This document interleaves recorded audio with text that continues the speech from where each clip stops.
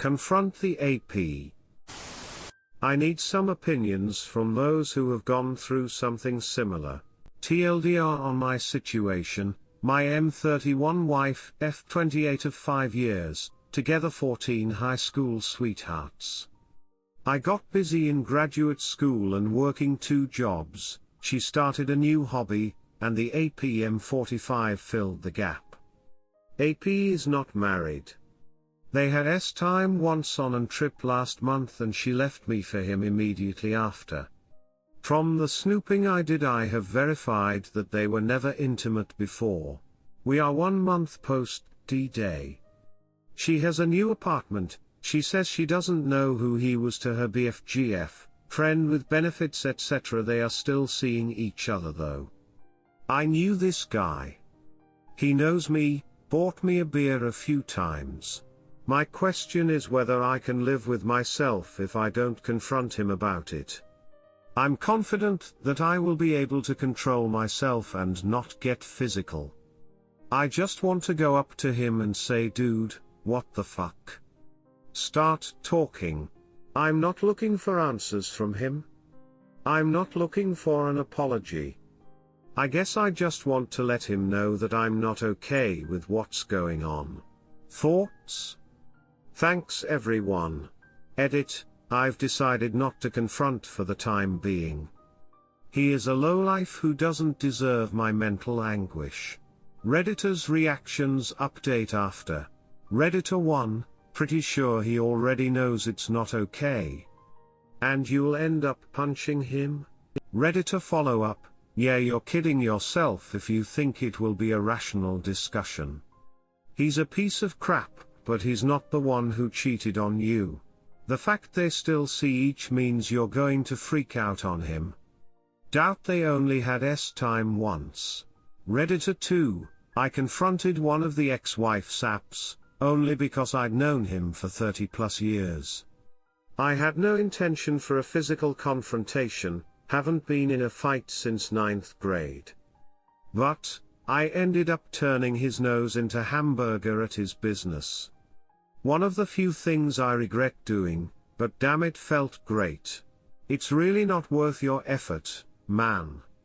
Your wife cheated on you, this guy was only taking advantage of an opportunity.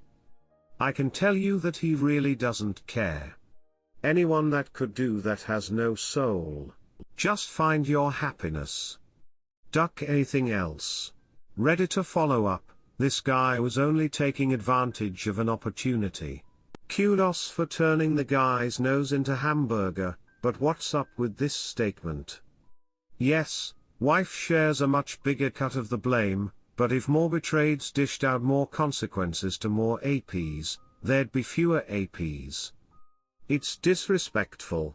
The whole APs aren't to blame movement has to be either rationalizing by men without motivation to go raise some hell, or propaganda from a secret cabal of APs themselves.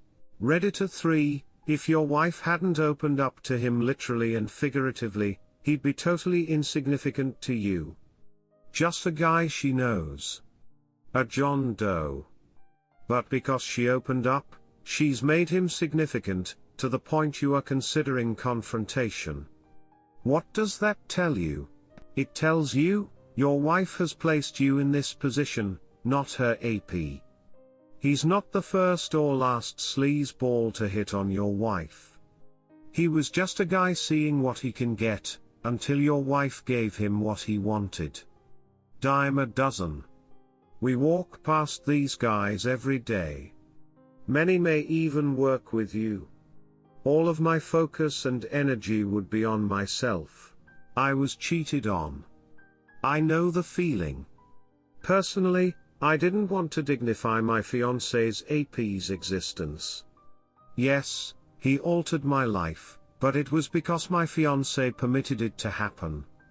I told my fiancé her choice was made and that I wish her well. A fair fog was immediately dismissed, but I didn't dismiss her to get her back. I dismissed her to get me back. I also dismissed her because I wasn't 100% who she wanted, and that's simply not good enough for me. Not then, not now, not ever. Never prioritize someone who considers you an option. Everyone deserves to be someone else's priority. Update: advice needed to help my friend save his marriage. 6 weeks ago I learned that my wife, while away on a trip, slept with another man from her hobby group. She confessed, got an apartment, and he stays over at her place most nights. She later confessed to at least a 6-month emotional affair, which was harder to hear than the physical part. It's been a really hard time for me, but I'm doing much better now. I've been her rock for 14 years and now he's going to have to fill that void. She definitely cheated down, although she might not realize it yet. I've been reaching out to my support network as much as possible when I get lonely, or when I let her reasons for leaving growing apart, love you but not in love with you blah blah blah get to me. Today I just had a friend confide in me that my story has made him realize that he needs to get his S together. He and his wife have been married for 6 years, and have a 4-year-old daughter. He confessed that he has been texting other women inappropriately, reaching out to women on Craigslist and other internet-related non-physical affairs. He told me that he's starting therapy finally because he realizes he's about to lose his family. His wife knows about his issues and is fed up with his antics, understandably. I've read books like Not Just Friends and After the Affair, but it sounds like he's got a lot of insecurities he needs to work on. I have 2 requests. 1. I am planning on sharing this thread with him. Please give him some tough love and tell him the steps he needs to take to fix himself before he loses his family. 2. He is starting therapy soon, but are there any YouTube channels, books, or other materials you can recommend I share with him? I'm incredibly disappointed in him but also proud that he chose to share with me. Thank you all. Update: regressing. It's now been over 2 months since D-Day, and I need some support. We're still North Carolina, which is very helpful. For the last week or so, it seems like my healing is going backwards.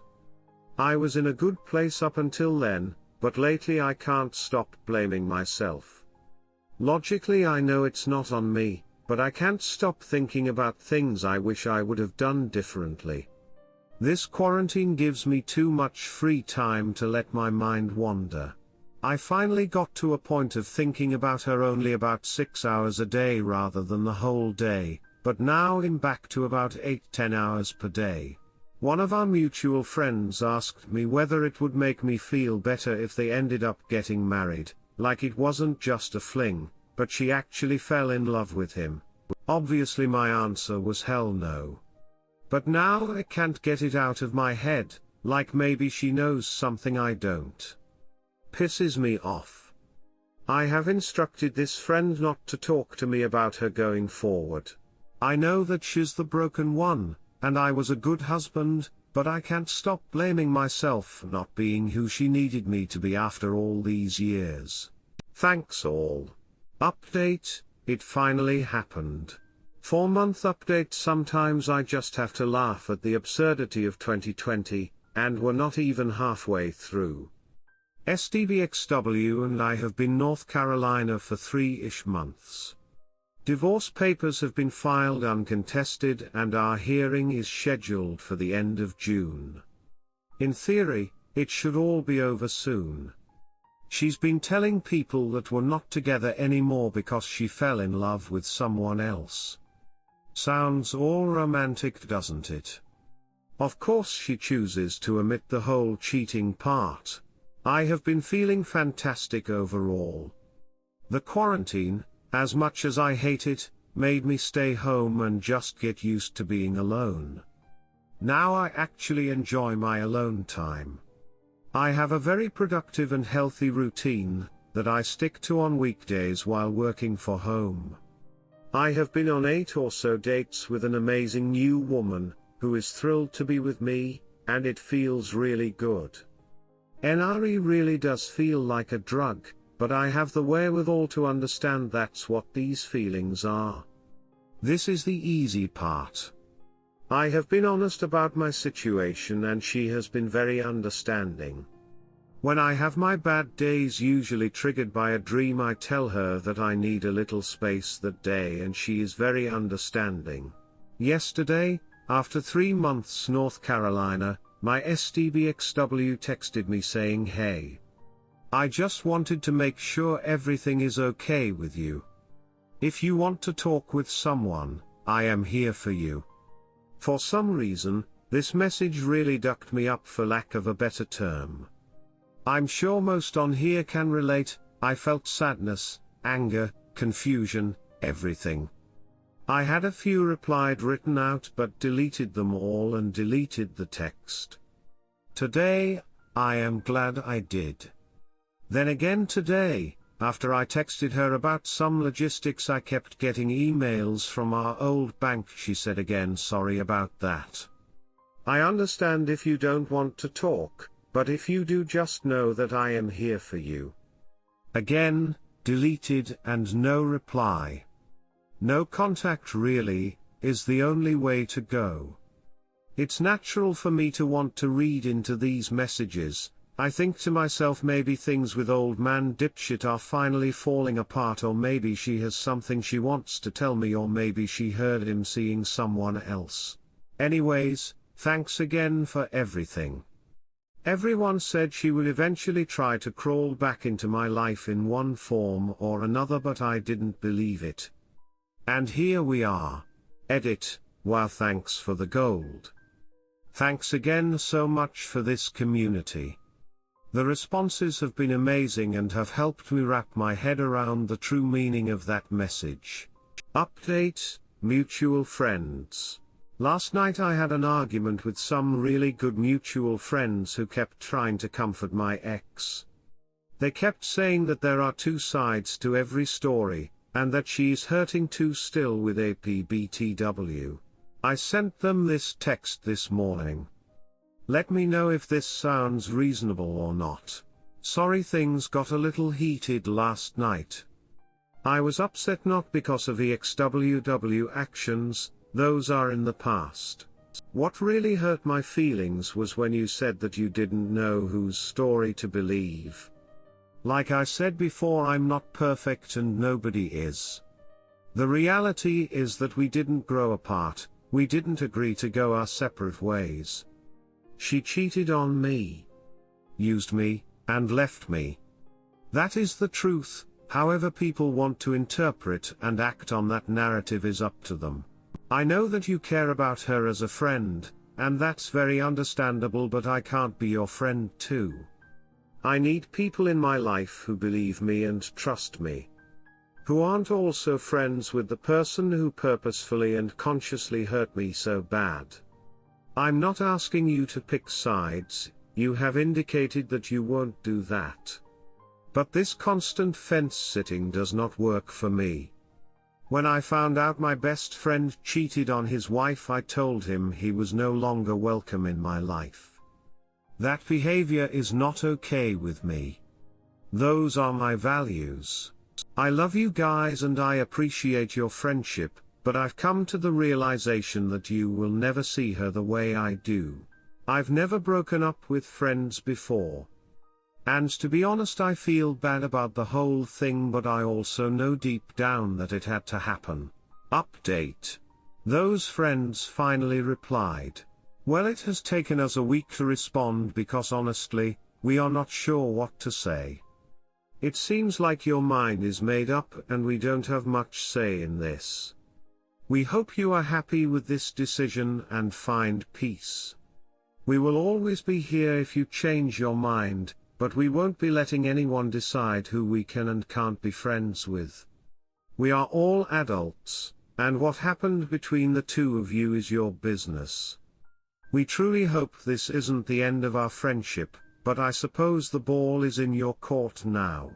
I also found out they are in an open relationship which isn't working. Might explain them excusing her behavior more than the average couple. Update. Black and white thinking. Over the last month or so, I've had 3 separate people say that my thinking has become too black and white since D-Day 6 months ago. The context has been different every instance, and I wanted to check with the community here to see if I am overreacting. The first one is obviously with my ex-WW, when I tell people I am not at least yet willing to forgive her for what she did, and that I will never talk with her again, especially while she's still with her AP. Some friends who I have since detached from tell me that she is hurting too and that I am too cold about someone I used to love. I fired the aforementioned friends because they kept trying to explain my ex-wife's actions based on what she told them. They also kept giving her updates on my life after I asked them not to. In the end, I don't think I'll be friends with people who are trying to sit on the fence. I told them there is no excuse for what she did, and that if they don't feel that way, then we can't be friends anymore. See my post history for more context. My mom thinks that I overreacted and am thinking too black and white. Today, when talking about a couple I know who have a very toxic relationship, he was arrested for domestic violence on her, and he's a drunk. She sleeps around and they met on Ashley Madison. My good friend said maybe they are just doing their best and that it's working for them. I said no, that it is unhealthy. Again, the accusation of thinking too black and white. My question is, am I crazy for thinking that I don't want these type of people in my life? Have I become callous and cold in the wake of infidelity? Or do I just have more clarity now, having gone through it? I have been working on trying to be more assertive lately, and am not sure people are liking the change. Any advice would be appreciated, thanks. 9-month update and coping. Hi everyone. If you read my post history, you will notice that I jettisoned a lot of friends from my life. People who made excuses for her actions I later found it had histories of infidelity in their past, or were in broken open relationships. I have no time for those people anymore. No more Mr. Nice Guy. The book was incredibly helpful in getting me to realize how to put my foot down on this issue. The last few months have been mostly amazing. Right after the divorce was finalized, I started a dating app to get my feet wet at the recommendation of my friends. In retrospect, it was too early, but I had pulled myself out of the gutter and was tired of sitting around by myself in my house during COVID lockdown for 4 months straight. I had a good routine going and I didn't blame myself anymore, largely thanks to the great people on this sub. I went to therapy weekly until August, when my therapist said I should have the tools to cope on my own, which I agreed with. I still have generalized anxiety that I never had before, and it's something that I have difficulty managing. Lifting heavy weights definitely helps. I finished grad school and got a new job in August, which was incredibly fortunate and helped relieve a ton of fears about the future. Well, as it turns out, the third person I went on a date with is an amazing woman. I didn't expect anything so quickly, but the point of going on a date is to find someone like her, so I kept it going. We've been dating 6 months and everything is going great. I am an open book about what happened and she knows that I am not 100%, but our communication is excellent. Every time there has been a first, I would get anxious. Partly because this dating is all new to me, and partly because I get triggered by my old life. First date, first kiss, first time sleeping over, first time being intimate, etc. It's all a part of the process, but it's also tough. I don't know if it's because it all happened so fast, or it would have happened regardless, but it doesn't really matter now, that's in the past. I am incredibly embarrassed to admit that I have issues as well with sexual anxiety. However, I think it's something us men need to be more open about. Luckily my GF has been incredibly supportive and understanding, but when it happens I come down hard on myself. It's not something I feel comfortable opening up about with my female therapist. Usually I can get out of my head, but not always. My question is, has anyone else had to deal with generalized or SQL anxiety after infidelity? If so, what did you do to overcome it? PM if you don't feel comfortable sharing your issues publicly. Thanks everyone.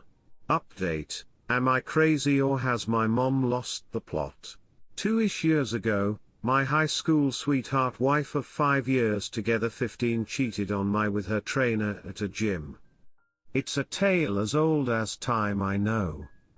I had no idea, so naturally I was floored, and with the help of this sub and tons of therapy began the long process of putting my life back together without her, and moving on. Thank God no kids were involved. I am in a serious relationship now, and things are going great. I haven't had any social media in 5 years, and thank God for that, especially during the pandemic. Cut to last week, I get a screenshot from a friend of mine saying, "Isn't that your mom?" Why would she write that? The picture is of my ex-wife and her affair partner celebrating their 2-year anniversary, and my mom wrote "Happy for you" ex-wife's name with a heart emoji. What the fuck? So I thought about it for a bit, called my mom, and her explanation was that she wrote that so she could forgive her and move on in her heart. I told her that is completely insane and that it not only hurt me, it's humiliating. My question is that even remotely acceptable? I feel completely betrayed. Edit: thank you for the replies. I appreciate every one of you. Small update: my dad called and he's pissed at her also. He said that my mom didn't know it was the same guy, if that mattered. To me, it doesn't make it any better. She didn't know it wasn't him either. But that's besides the point. Final 2.5-year update. Not easy, but a blessing in disguise? The past 2.5 years have been a whirlwind, almost all good things. Lots of therapy, great friends to lean on, and an amazing woman have put me 5 years ahead of where I would be if my ex were never cheated on me. If you look through my post history on this sub over the last few years, you'll see that the road here has been bumpy. Over that span I cut out a lot of people from my life, my best friend who turned out to be a serial cheater, a few close friends who wanted to sit on the fence, and nearly my own mom to be determined for trying to comfort my ex repeatedly. I've decided that if you cannot live up to my values, then I don't want you in my life. The relationships and friends I do keep now are stronger than ever. The first 6 months post-divorce were obviously the hardest. Developed an anxiety disorder that had never been an issue before. I needed medication to keep from having panic attacks at staff meetings at work. The dreams were horrible and non-stop. Dreams of me screaming at her, saying all the things I never got to say, calling her names, etc. I am generally a disciplined person, and that went into overdrive when I needed to keep my head on straight. I already ate well, exercised hard, and had hobbies, so that helped me get through day to day.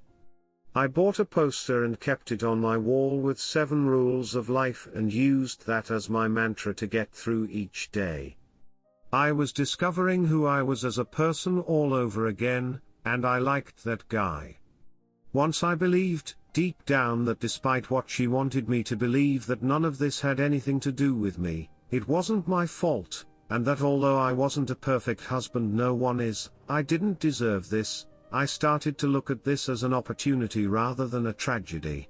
About 5 months post-divorce, my friends convinced me that because I hadn't been with another woman in 15 years, I should try out Bumble to casually date a woman and dip my toe in the water. For the record, that was a mistake. I should have waited at least a year because although I had made a ton of progress, I still had a long way to go. After 2 dates with a woman who turned out to have a very strong foot fetish, I matched with a beautiful young woman who wanted to go on a walk for a first date. We hit it off immediately, which scared the hell out of me because all those feelings which I hadn't felt in 15 years started all over again, and I wasn't ready for anything serious. I told her as much, and she understood. Plus, I was planning on moving back to my home state across the country in a few months, as I had just finished grad school and needed a new job. Long story short, we got married last month. We bought a house together, I got the job I went back to school for. Life is great. I got off the anxiety meds over a year ago. They also caused ED, which sucked. None of this would have been possible if my ex-woo never cheated on me. She had a boat anchor, 6 figures of college debt that would have excluded us from buying a house. She still pops up in my head from time to time. When Google Photos decides I need to remember a day from 5 years ago or something, I've turned it off, it doesn't stop. I don't get angry anymore about it, I pity her. I pity the old guy affair partner who I think she's still with because I heard she went back to school to take on more debt. I wasn't unhappy in my old life, everything was going well. But my new life is still immensely better in every way. It took a lot of hard work to get to where I am today, but it was worth it. Don't stop believing in yourself. You have value, even if you're wayward. Forgot that a long time ago. If you can get through this, you can get through anything and emerge a better person for it. Lastly, thank you to all of you. Without this community, I never would have gotten my head on straight. You all rock. Redditor's reactions. Redditor 1, what a great update. The path you took, while painful at times, does make you who you are now and makes your happiness that much sweeter. Redditor 2, congratulations on your new life. Expect at some point your ex-wife will learn of your job and your wife and she will reach out to you. You may think that unlikely. When her debt becomes a problem, when her man cheats on her or she cheats on him, life will become complicated and she will be looking for safe harbor. Answer, my favorite part about it is that they are doing long distance while she in school. I love the idea of them trusting each other from hours away. Redditor 3, my current wife who is the love of my life will celebrate 37 years together this year. Like you, I made a decision for the rest of my life. Excellent move. Redditor 4, love this op. So happy for you. There is life after we go through some of the hardest, darkest points of our lives.